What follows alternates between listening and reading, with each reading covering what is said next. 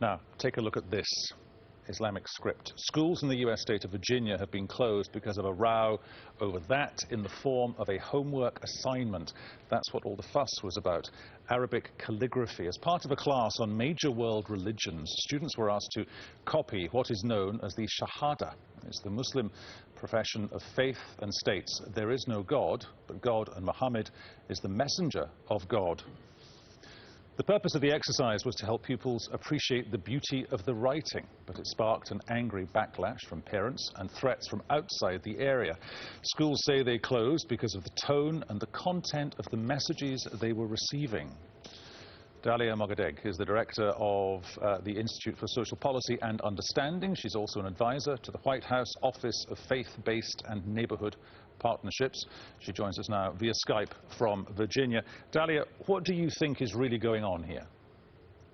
I think that people are scared. I think that this is an example of irrational decisions and actions because we have been enduring a campaign of hate and fear for the past 18 months.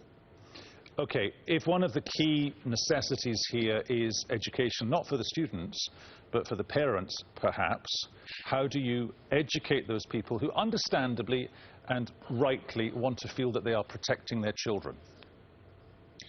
I think I would point to the fact that anti-Muslim sentiment is a product of political campaigns. I really see these parents as victims of an organized and deliberate campaign to manipulate them, to manipulate their fears.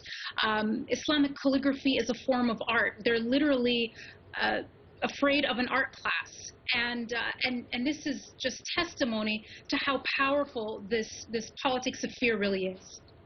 Are we in effect here saying that fear has won, and in that regard ISIL wins because that's the kind of consequence that people like ISIL want?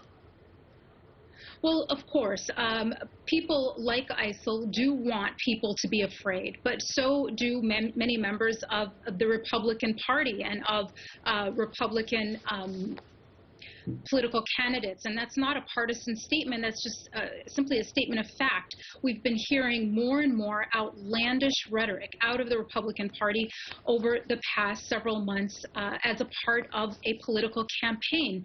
So when we are being fed fear day in and day out, we act as human beings, we act out of that fear and we act irrationally. And that's really just a symptom of a much bigger problem because we're getting ready to choose our next president.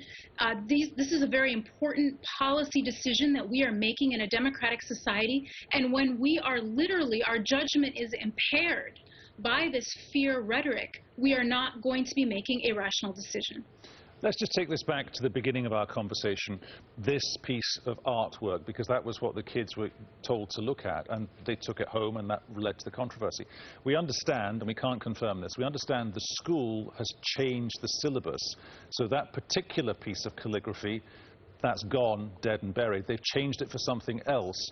Whilst you would maybe understand that decision, is it the right decision? I think that we have to make compromise sometimes with people when they are afraid. And so whereas I wouldn't have actually chosen the Shahada perhaps, which is a testimony of faith, I may have chosen another simple word, maybe like salam or peace, and taught the kids how to write this word in Arabic and in Arabic calligraphy. So it's simply an art class. I don't want to give people a reason to a reason to be afraid that their children are being proselytized to, because I certainly know that that wasn't the case. But in this moment of fear, I think we do have to be sensitive to people. So, a slight tweak to the curriculum to make things a little less, make people a little bit less nervous, I think is probably a good and a wise decision. But if they want to make people a little less nervous, they're therefore, I suppose by implication, trying to be a little less contentious, if you will. But in the being less contentious, are they not nudging themselves down the road of limiting free speech? Because if there's nothing inherently wrong in, statement number 2 in the calligraphy class or statement number 1, what's the difference?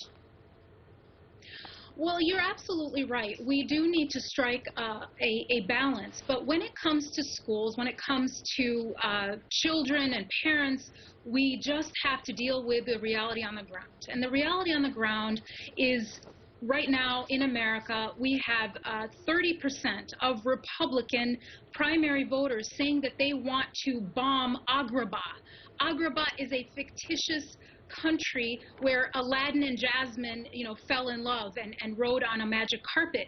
So we are dealing with a situation where people are so fearful that they are responding in this way. People are just can't be, we need to be sensitive to their fears and really just deal with them. I think what's more important isn't really that these parents are afraid of the testimony of faith in calligraphy class, but what is driving that fear? And that's what we have to stand up against. This hate rhetoric is threatening our country. It is corrosive to our democracy. Dalia, the interview about bombing Aladdin, that was one of the things that was in there as well. That's a whole different interview. But listen, thank you so much for your time today. We do appreciate it. Okay, thank you. Still to come here on the News Hour. Clocking off for